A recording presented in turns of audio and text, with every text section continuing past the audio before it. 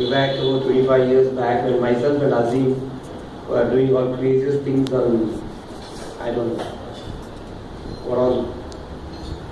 I was very closely working with Premji, and then I went to see Osho. All that phase is over, and we were called as what Girakis in Kannada, that is fit for nothing, waste bodies, out of the thing, rebels. 100 people are going this way, this guy is going like this. All that phase was there.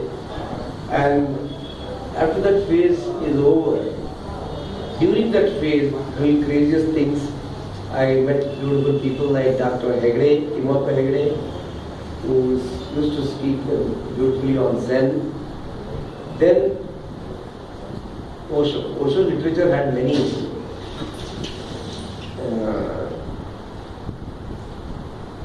lot of inputs on Zen. Okay. Then when I start slowly observing what is Zen, then I understand Zen is just be here and now. That's all. It's not something a great science or art, chemistry to learn.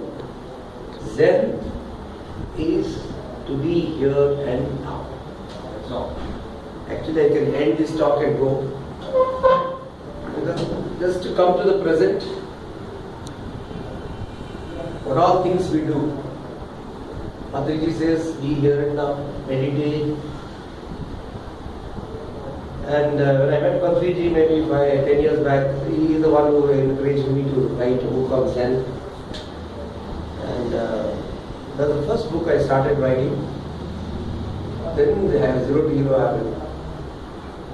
When I started writing on Zen, there was a time when I understood what really Zen is. I speak on some core beliefs of Zen. Then I don't want to, because everybody has a book and knows of it. The first and foremost is how Zen started, I will tell you. How Zen started is way back about 2600 years ago. Buddha was giving a discourse like this. He came to give a discourse. And a lot of people are waiting to listen to his discourse. And somebody had given him a flower. And he sat on the dial or whatever it is, on the platform. And he started looking at the flower. And so, when Buddha came and everybody is waiting to know what he's going to talk, he just started looking at the flower like this. 10 minutes, 20 minutes, half an hour, 1 hour. Then after 1 hour, in the front line, there was one close disciple called Mahakashyapa. Mahakashyapa is the closest disciple of Buddha. Okay? And Mahakashyapa smiled at Buddha. Buddha smiled at him. Then he got up. He said, my discourse is over. Whatever I wanted to say, I've already told, I've already given the message. But only Mahakashyapa understood the message. That's why I'm giving this flower. He just walked out. So what this says is, you no need to even to speak a word to transform a message from a guru to shishya, from master to a disciple. There's no need of a words. There's no need of a textbook. There's no need of a discourse. Just in presence of a guru, in presence of the master, the message flows. That is wordless word. No need of word. You don't have. Word is what? It's a noise. Okay? Same thing Ramana Maharshi. Okay? He used to speak very less. Only thing is he always said, Nanya, who am I? Who am I? Who am I? He used to speak very less. Once Paul Brunton went to Ramana Maharshi to ask so many questions. Okay? and to confuse him because he looks like an ordinary flow. And he went with all questions, all logics, text, he prepared questions to give it to. And then, you know how Ramana Maharshi he used to just sit quiet, and hundreds of people are sitting, and Paul Brunton sits at the feet of him, and started calculating what sort of questions I should ask him and give it to him, how to confuse him. 10 minutes, 20 minutes, 30 minutes, 40 minutes, 1 hour. All his logic started, and all he became empty. Everybody went out. He called, Master, anything you want to tell me? Nothing. I came with questions, I got the answers. You got it? So, logical people, same thing, the empty cup book, that's how the title came in. Once a very, very learned professor went to a Zen master to defeat him again. Okay? And ego. Zen master handled everybody. He made him wait in the corner. Lastly, he calls, come. He said, okay, I'm tired. Can we have tea together? Started pouring the tea. Tea started overflowing. You know this story. The professor said, stop, it's overflowing. Like this, overflowing, your mind is also full of knowledge and past experience and whatever it is. You are totally full. Please empty your cup and come. That is how the empty cup came. Okay? The empty cup is empty mind. When you empty your mind, it can take new knowledge, you can accept new people. You can look at as in, so what, he has come like this, maybe he's like this, maybe he's this. See, branding, how we do branding?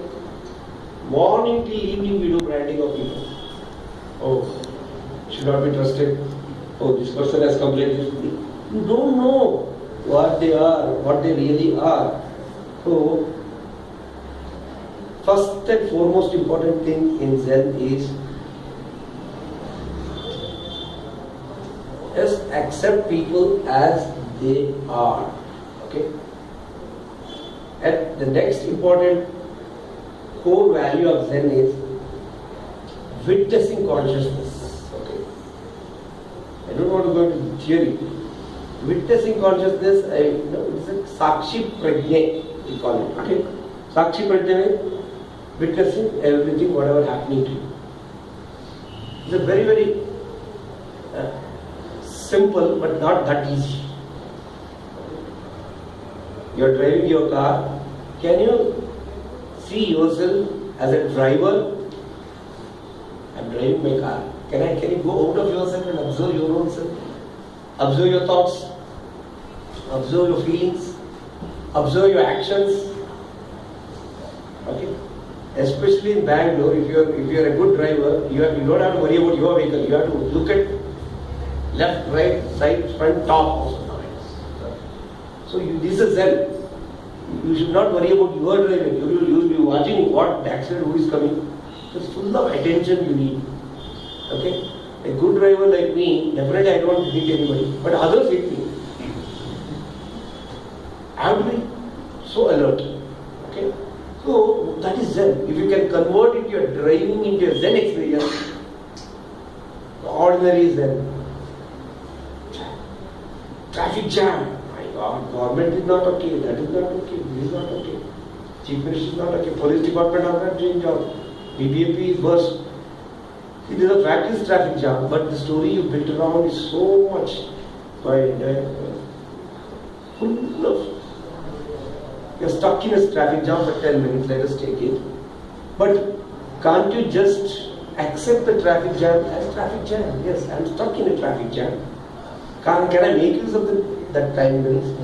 Just can you listen to somebody is doing bakra on a radio, or maybe call your wife, call your friend, you are not called for so many days. This is acceptance of the moment. You don't witness what is happening. You are fighting with the moment. Traffic jam is like one experience. But instead of witnessing, we fight with it. You take bath. So what? I have taken bath every day. Yesterday also I took bath. Tomorrow also I will take bath. Today also I have taken. So what? No. Osho says beautifully, every time take your bath, think that the Lord is showering love on you. Okay. Just think of there is no water, what do you do? So, you are a different person every day, take bath. When you eat, how you eat? There is no question of even enjoying it. Just grab it. Afterwards you realize, have I eaten? How many idlis I ate? So, you instead of converting a small experience or action into an observation, okay? I am not telling consciously observe, but that is called straining. You get strained if you observe like that. You have to come out and observe your own self, what is happening. Thought level, feelings, actions, whatever it is. So, if you can bring this witnessing consciousness, that is pure self.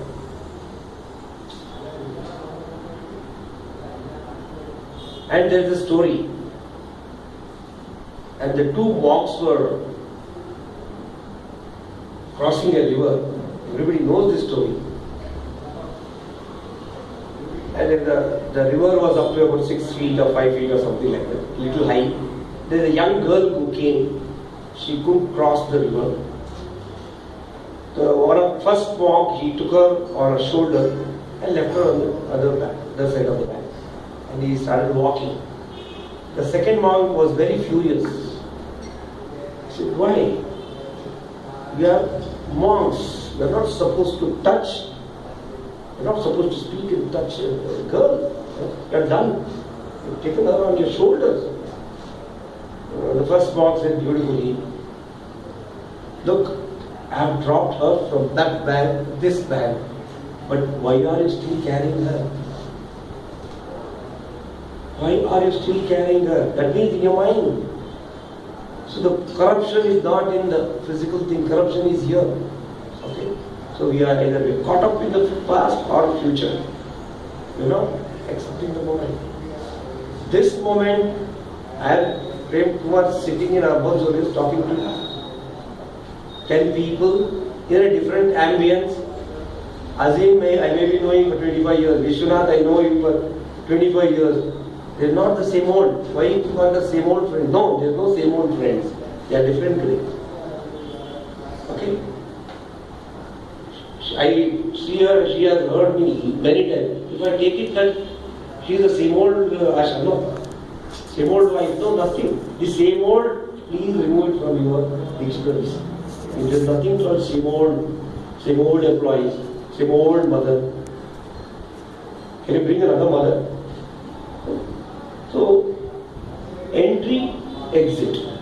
If you can bring that consciousness, I entered this moment, I exit this moment. I entered this place, I have to exit. I have to exit this place. So, can I enter into a moment, gracefully exit? Got it? You are a listener. When Vishwanath goes to his house, he is a father, he is a husband, he is a grandfather. Okay?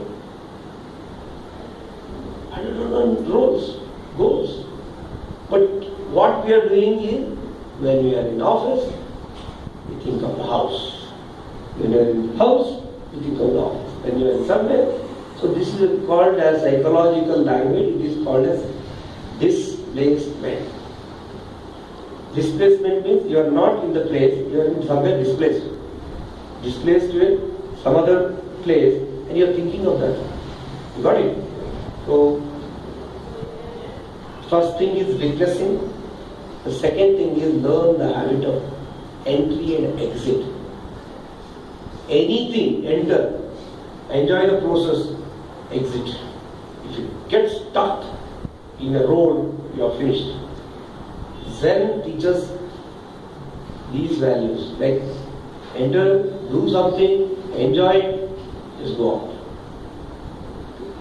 But if you get obsessed with destinations, especially the people who are go-getters of the entire life, they are more caught up in what they have to reach. They never enjoy the journey. They hate the journey. It's so difficult. It's so disgusting. I hate it. I hate this person is not cooperating. I am experiencing failure. If it becomes successful, I have. So everything is temporary. Got it? So destination you will reach whenever the time comes. But what you need to learn is enjoy the journey. Can you enjoy the journey today? Can you enjoy it tomorrow? When tomorrow comes, not today. Don't expect the tomorrow to be here today. And yesterday is over. What are you going to do about Saturday? Monday will come. You have a plan. It may go according to your plan or may not go according to your plan. You got it? So what you have to accept is, today has come. Whatever happens, I will allow it to happen. Which is called let go. Okay? You are a go-getter, but please know the let go also. Okay? I have planned it, but this has happened. Fine. I have planned it should be 100% successful. I am successful about 80%. Fine, great. But why you focus on the 20%? Less. Yeah. The optimist will say, this is full. Pessimist will say, it is empty. Half empty, half. But I say, a Zen master should say, it is full. How? Half is filled with water, this is filled with air. Got it? So there is nothing that you cannot give. There is an empty chair. There is no empty chair, there is an energy in it. You got it? So if you can able to develop that sensitivity, there is no optimism or pessimism. There is nothing. Totally it is full. Okay? If you are able to get that sensitivity, yes, this air is there. It's not empty. Okay? So you have to go to the next level. Like just get stuck with ordinary thinking. Zen way of working is that. Okay? I was working as an engineer about 20 years back in Bangalore. Azim had come many times. And I had a very great experience there. And even the building construction can be a spiritual experience. Okay? Today you may see a brick, steel. Tomorrow it will become something. A wood will become chair. Okay? And you can be able to see that experience. It can be a spiritual experience. Your work can be a spiritual experience. How beautifully your houses develop into a baby to a beautiful girl into a fully attired with jewelry one day you get Gro Pravesha, and that day everything will be beautiful. You can convert ordinary house construction into spiritual experience. Ordinary, because ayyo your car waste. Because why? Because your logic, you are not enjoying it, you are not taking it as a. You can take those laborers or the masons or the painter as masters. They are masters in their profession. He is a master tail layer. I have tried this without even telling them. I have sent love vibration to that labor. He has cooperated with me. He does all the job. Without your payment you may give payment. Apart from payment, you need to give something better. You need to connect with them. Okay? And if you don't connect with those kind of people, invariably the project does not delay. If the client is too logical, the projects have got delayed. If the client is little cool, takes it easy, believes me, an engineer, architect, it is very fast. You see the vibes. You don't believe an engineer. It's like you're giving your baby to a surgeon to operate. You don't believe a surgeon. What is that? You are in tension always. You have to believe like that. God, I've given my project to him. He will do it. You should believe. When the belief, I reciprocate it. So, life is, living in Zen is like this. Not just talking theory and not practicing it. You have to go beyond logic and beyond intelligence, beyond efficiency. You call it efficiency, no? What is efficiency? Measurable. Intelligence can be measurable. You got it? Intelligence measurable. You can measure it. Your IQ can be measured. You got it? But beyond IQ, can intuition be measured? You can't measure intuition. The Zen is about intuition. You are talking of intelligence. Ordinary people think of efficiency. You are talking of emotions. In Zen, it's about emotions of yourself and others. We talk of intelligence, intuition. It's logic, it's magic. Just see, what is magic? 1 plus 1, 2. That is logic. I say 1 plus 1 is 11 or beyond 11. It is 1000x. That is Zen. So, if you say that only 1 plus 1 is 2, be happy with 2. You will give only 2 only. Logical guys, any great successful people have gone beyond logic and success. Not success, big success. They stuck to logics. They don't take risks.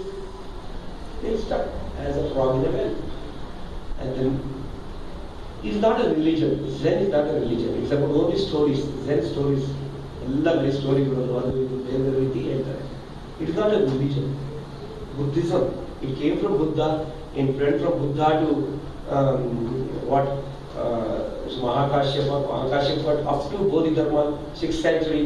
It was driven out of India to some other place. Bodhidharma took it to China. In China it didn't flower.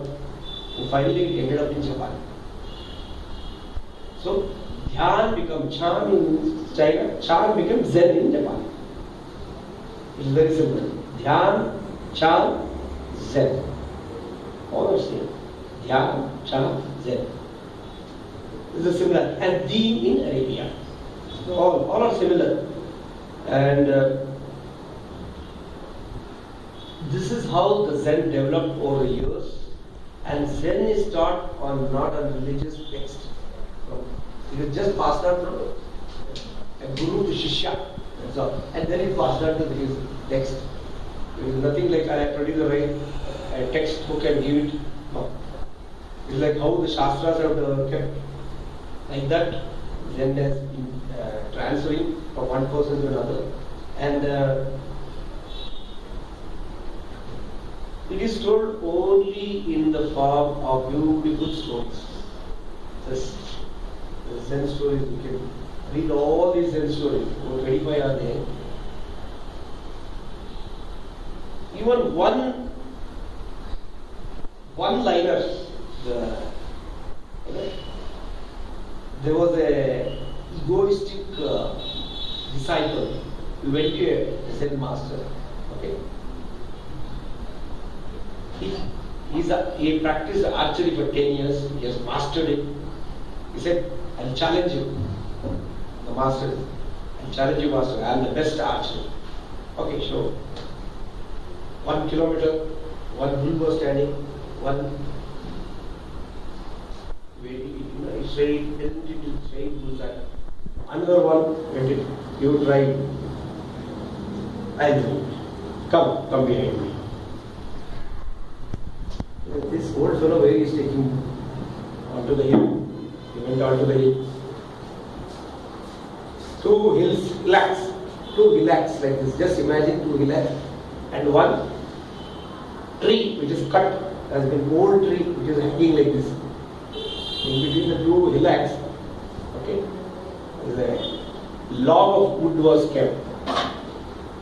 Master went, took his arrow and this one, bow. He went peacefully into the middle of that cliff on the top. In the distance, he saw a tree fruit, cut, second one cut. He came back politely. It's your turn. Master said, go down is, I cannot. I'm sorry. My ego covered the whole thing. He said, no doubt you have mastered the archery. Okay? You are covered with ego. Okay? That you know everything. You manage your ego first, not your skill. But the problem with day-to-day life, ours is we identify with our skills. I am a very skilled person. But the skill, I am a good actor. You are a good actor, right? Dev Shivanand is an actor. Over the years, you become a good actor. You can't say I am the best actor in the world. No. It is only a skill. Somebody else will come and defeat you. So you have to be spiritual. That the skill, you have to handle your mind. That's the reason you fall from top to bottom because of ego. So one is the core principle of this Zen is remove your ego first. Become simple, direct. Sarala, Nera, Nirantara. See? It is Sarala, Nera, Nirantara. That means simple, straight, and consistently you are doing it. Not one day, once in a blue moon, and follow Zen. If you are with people like Premji, you will understand how difficult life is. He will cut you anytime. You are easy. Once flat, you are finished. You think I am born with Premji, Premji. You all know because they all go inside and watch. So the moment the master sees the ego in other person, he will just take a pin, not just say one word and make him flat. Okay? And he will never realize, in his whole life he will not forget it. He will puncture to such an extent. Once, one Veena master went to Patriji, I was sitting next to him. I took him, like as if, he has done Limca book of records. No, he didn't keep quiet, but he didn't know. I told him, I think better you be silent with Patriji when you meet first time. I don't know, he started speaking about himself. I was sitting like this, he is sitting, and that Veena master is sitting. He said, for 26 hours I did that Veena recital. My thing has come in Limca records. These are the masters, these are the CDs and all the things. And immediately he looked at me. He said one word, throw your instrument in the dustbin.